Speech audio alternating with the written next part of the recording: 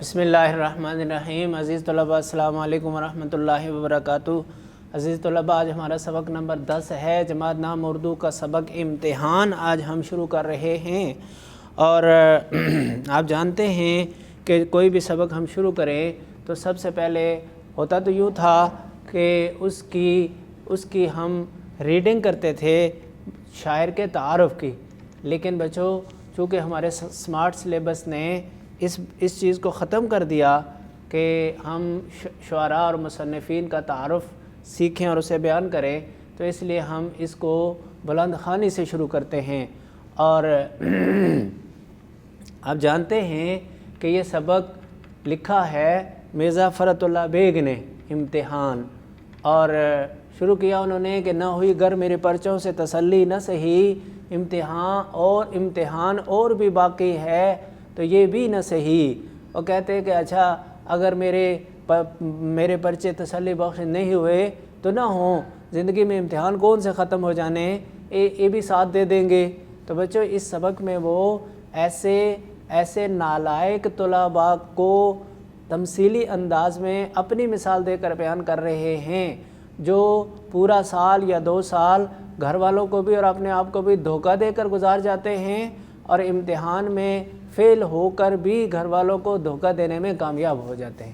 ایسے بچوں کا بیان تمثیلی انداز میں انہوں نے کیا، تو اس کو شروع کیا کہ نہ ہوئی گر میرے پرچوں سے تسلی نہ صحیح، امتحان اور بھی باقی ہے تو یہ بھی نہ صحیح۔ لوگ امتحان کے نام سے گھبراتے ہیں، لیکن مجھے ان کے گھبرانے پر ہنسی آتی ہے۔ آخر امتحان ایسا کیا ہوتا ہے؟ 2 ہی صورتیں، فیل یا پاس۔ اس سال کامیاب نہ ہوئے، آئندہ سال صحیح۔ میں اپنے دوستوں اور ہم جماعتوں کو دیکھتا تھا کہ جو امتحان کے دن قریب آ جاتے، ان کے ان کا دماغ مختل، حواس باختہ اور حواس اور دماغ باختہ ہو جاتے تھے، یعنی نہ حواس کام کرتے اور نہ دماغ، اور ان کی صورت اتنی سی نکل آتی تھی۔ بھئی بچوں، جب آدمی محنت کرتا ہے تو اس کے چہرے کی لمبائی چوڑائی ذرا کم ہو جاتی ہے، اس کو کا صورت اتنی سی نکل آتی تھی۔ بندے پر امتحان کا نہ رتی برابر اثر پہلے تھا اور نہ اب بھی اس کے ختم ہو جانے کا افسوس ہے۔ رتی برابر، ذرا برابر، امیدواروں کا مجمع، نئی صورتیں، عجیب خیالات، یہ ایسی چیزیں ہیں جن سے کبھی دل سیر نہیں ہوتا، دل بھرتا نہیں، جس سے کبھی دل سیر نہیں ہوتا، دل بھرتا نہیں۔ جی چاہتا ہے کہ تمام عمر امتحان ہوئے جائے، لیکن پڑھنے اور یاد کرنے کی شرط اٹھا دی جائے۔ میری سنیے کہ 2 سال میں لا کلاس کا کورس پورا کیا، مگر کس طرح؟ شام کو یاروں کے ساتھ ٹہلنے نکلتا، واپسی کے وقت لا کلاس میں بھی جھانک آتا۔ منشی صاحب دوست تھے، لیکچرار صاحب پڑھانے میں مستغرق۔ اور بھائی بچوں، مستغرق کا معنی کیا ہے؟ مصروف، مستغرق مصروف۔ حاضری کی تکمیل میں کچھ دشواری نہ تھی، کچھ مشکل نہ تھی۔ اب آپ ہی بتائیں کہ لا کلاس میں شریک ہونے سے میرے کسی مشغلے میں فرق آ سکتا تھا؟ والد صاحب قبلہ خوش تھے کہ بیٹے کو قانون کا شوق ہو چلا ہے، کسی زمانے میں بڑے بڑے وکیلوں کے کان کترے گا۔ ہم بھی بے فکر تھے کہ چلو 2 برس تک تو کوئی محنت کے لیے کہہ ہی نہیں سکتا، بعد میں دیکھیے کون جیتا ہے اور کون مرتا۔ لیکن زمانہ آنکھ بند کیے گزر جاتا ہے۔ 2 سال ایسے گزر گئے جیسے ہوا کی طرح ہوا آئی اور گزر گئی۔ لا کلاس کا صداقت نامہ بھی مل گیا، رجسٹریشن مل گئی۔ اب کیا تھا؟ والدین امتحان وکالت کی تیاری کے لیے سر ہو گئے، والدین اصرار کرنے لگے۔ مگر میں بھی ایک ذات شریف ہوں، میں بھی بڑا شریف آدمی ہوں، ایک بوڑھیا اور ایک بوڑھے کو دھوکہ دینا کیا بڑی بات ہے؟ ماں باپ کو، بوڑھے والدین کو دھوکہ دینا کوئی مشکل نہیں۔ میں نے تقاضا کیا، مطالبہ کیا کہ علیحدہ کمرہ مل جائے تو محنت کروں، بال بچوں کی گڑبڑ میں مجھ سے کچھ نہیں ہو سکتا۔ چند روز اسی ہیلے سے ٹال دیے، اسی بہانے سے ٹال دیے، لیکن تابق ہے۔ کب تک؟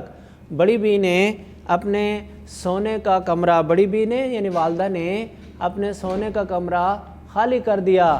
میں بھی دوسری چال چلا، دروازوں میں شیشے تھے، ان پر کاغذ چپکا دیا، لیمپ روشن کر کے آرام سے 7 بجے سے سو جاتا اور صبح 9 بجے اٹھتا۔ اگر کسی نے آواز دی اور آنکھ کھل گئی تو ڈانٹ دیا کہ خواہ مخواہ میری پڑھائی میں خلل ڈالا جاتا ہے، دخل اندازی کی جاتی ہے۔ اگر آنکھ نہ کھلی اور صبح کو سونے کا الزام لگایا گیا تو کہہ دیا کہ میں پڑھتے وقت کبھی جواب نہ دوں گا، آئندہ کوئی مجھے دک نہ کرے بھائی بچوں، مجبور نہ کرے۔ بعض وقت ایسا ہوا کہ لیمپ بھڑک کر چمنی سیاہ ہو گئی اور میری زیادہ محویت اور محنت کا نتیجہ سمجھی گئی، محویت، مصروفیت اور محنت کا نتیجہ سمجھی گئی۔ بعض وقت والدہ کہتے بھی تھے کہ اتنی محنت نہ کیا کرو، لیکن میں زمانے کی ترقی کا نقشہ کھینچ کر ان کا دل خوش کر دیتا تھا۔ خدا کر کے یہ مشکل بھی آسان ہو گئی اور امتحان کا زمانہ قریب آیا۔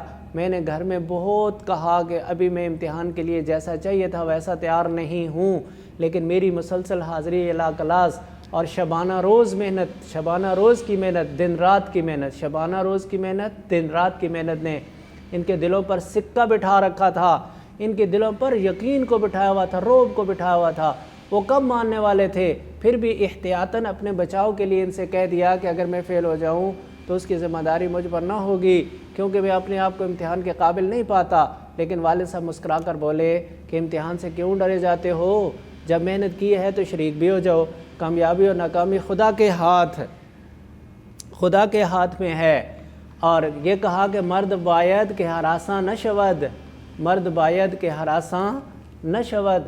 مرد تو وہ ہوتا ہے جو ڈرا نہیں کرتا، مرد کبھی ڈرتے نہیں۔ مرد باید کہ ہراساں نہ شود، مرد کبھی ڈرتے نہیں۔ میں نے بھی تقدیر اور تدبیر پر ایک چھوٹا سا لیکچر دے کر ثابت کر دیا کہ تدبیر کوئی چیز نہیں، تقدیر سے تمام دنیا کے کام چلتے ہیں، جو مقدر میں ہو وہ ہوتا ہے، محنتوں سے اور کرنے سے کچھ نہیں ہوتا۔ قصہ مختصر، درخواست شرکت دی گئی اور منظور ہو گئی، اور ایک دن وہ آیا کہ ہم ہال ٹکٹ لیے ہوئے مقام امتحان پر پہنچ ہی گئے، ہال ٹکٹ لیے ہوئے، سلپ لیے ہوئے امتحان دینے کے لیے امتحانی حال میں پہنچ گئے۔ گو یاد نہیں کیا تھا لیکن 2 وجہ سے کامیابی کی امید تھی۔ اول تو امداد غیبی اور دوسرے پرچوں کی الٹ پھیر۔ شاید وہ حضرات جو امتحان میں کبھی شریک نہیں ہوئے اس مضمون کو نہ سمجھیں، اس لیے ذرا وضاحت سے عرض کرتا ہوں۔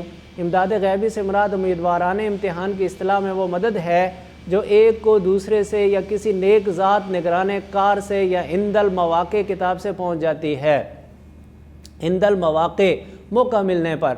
پرچوں کی الٹ پھیر گو بظاہر مشکل معلوم ہوتی ہے، لیکن تقدیر سب کچھ آسان کر دیتی ہے۔ بعض شریف کم حیثیت ملازم ایسے بھی نکل آتے ہیں جو با امید انعام پرچہ بدل دیتے ہیں، پیسے لینے کی لالچ میں پرچہ بدل دیتے ہیں۔ یہ ضرور ہے کہ اس سے ایک محنت کرنے والے کو نقصان پہنچ جاتا ہے، لیکن تدبیر و تقدیر کا مسئلہ جیسا اس کارروائی میں حل ہوتا ہے دوسری کسی صورت میں حل نہیں ہوتا۔ اس کے علاوہ اور بھی صورتیں ہیں لیکن وہ بہت کم پیش آتی ہیں، اس لیے ان پر بھروسہ کرنا نادانی ہے۔ خیر، آمدم برسر مطلب، میں اپنے مطلب کی طرف آتا ہوں۔ بھائی بچوں، بات کرتے کرتے آدمی بعض دفعہ کسی اور طرف نکل جاتا ہے، جس طرح ابھی یہ بات کر رہے تھے امتحان کی اور نکل گئے تقدیر اور تدبیر کی طرف، اور بلکہ وہ جو 2 انہوں نے امیدیں پرچوں کی الٹ پھیر اور امداد غیبی بتائی تھیں ان کی طرف نکل گئے۔ اور اس کے بعد وہ کہتے ہیں کہ خیر آمدم برسر مطلب، میں اپنے مطلب کی طرف آتا ہوں۔ 9:45 بجے گھنٹی بجی اور بسم اللہ کہہ کر امتحان کے کمرے میں داخل ہوئے۔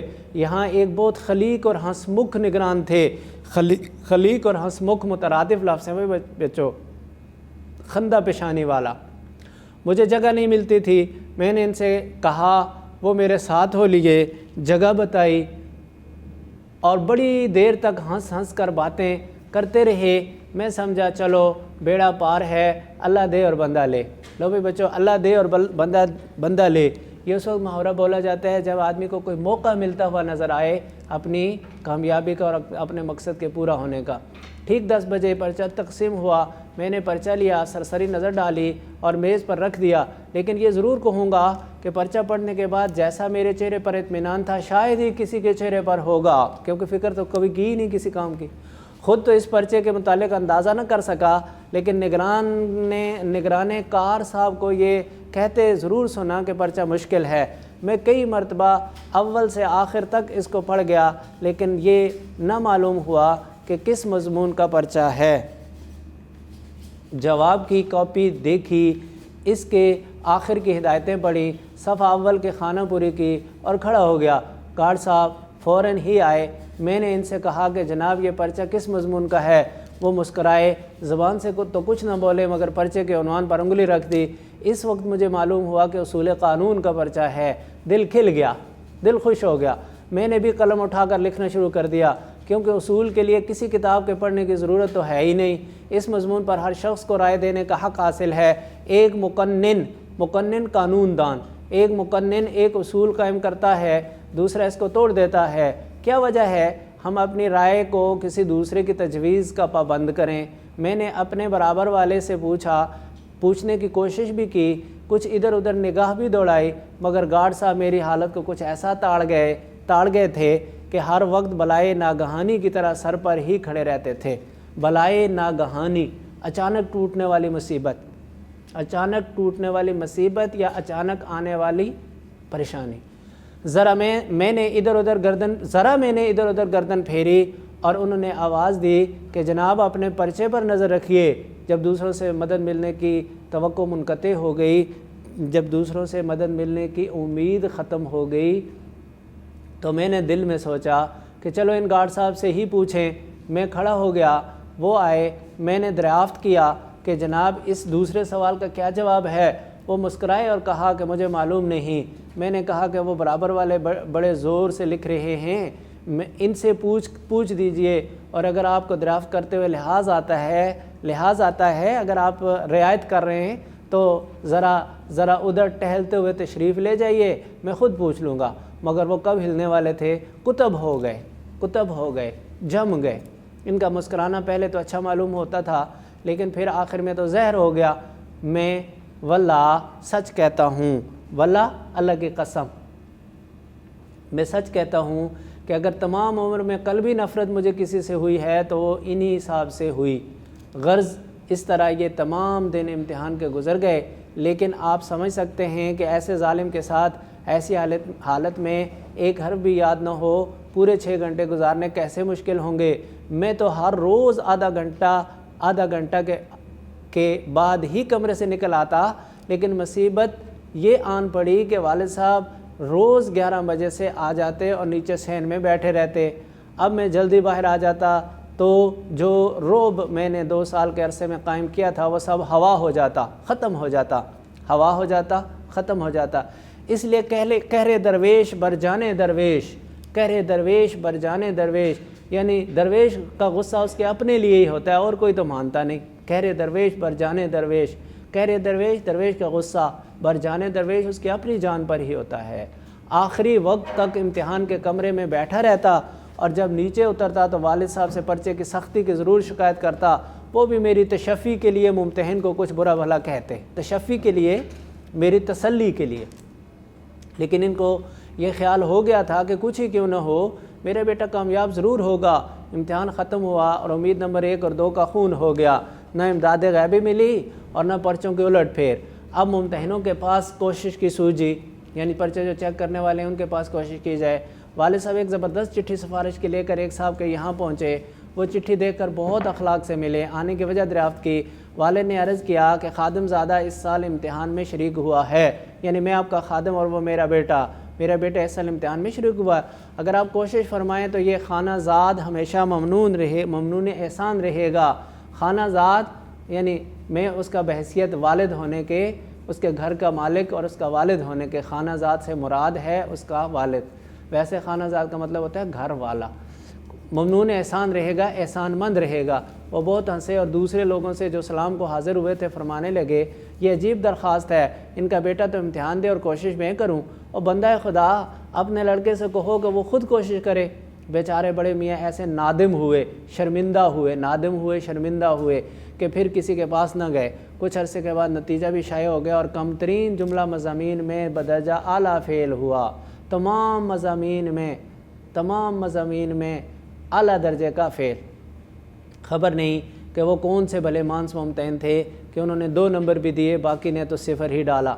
والد صاحب کو بہت رنج ہوا، نمبروں کی نقل حاصل کی اور بالآخر یہی رائے قرار پائے کہ کسی بدمعاش چپراسی نے بدل دیے، ورنہ ممکن تھا کہ برابر 3 گھنٹے لکھا جاتا اور 0 ملتا۔ مجھے بھی تعجب تھا کیونکہ میں نے پرچے کچھ ایسے برے نہیں کیے تھے۔ میں نے یہ جواب والد صاحب کو بھی سنائے، انہوں نے بہت تعریف کی، ممتحنوں کو برا بھلا کہا، میری اشک شوئی کی، مجھے تسلی دی، میرے آنسو پوچھے، مجھے تسلی دی کہ اور فرمایا بیٹا کوئی گھبرانے کی بات نہیں، اس سال نہیں آئندہ سال سے ہی، آخر کہاں تک بے ایمانی ہوگی، 100 دن چور کے تو 1 دن شاہ کا، خیر جو کچھ بھی ہوا سو ہوا، 1 سال فرصت تو مل گئی۔ لو بھی بچوں، یہ امتحان کی بلند خوانی تھی اور اس کے الفاظ مانی آپ نے اسے بار بار پڑھنا ہے اور اس کے الفاظ کے معنی پر غور کرنا ہے۔ اس کے بعد انشاءاللہ اس کا خلاصہ ہوگا۔ تب تک کے لیے اجازت، والسلام علیکم ورحمۃ اللہ وبرکاتہ۔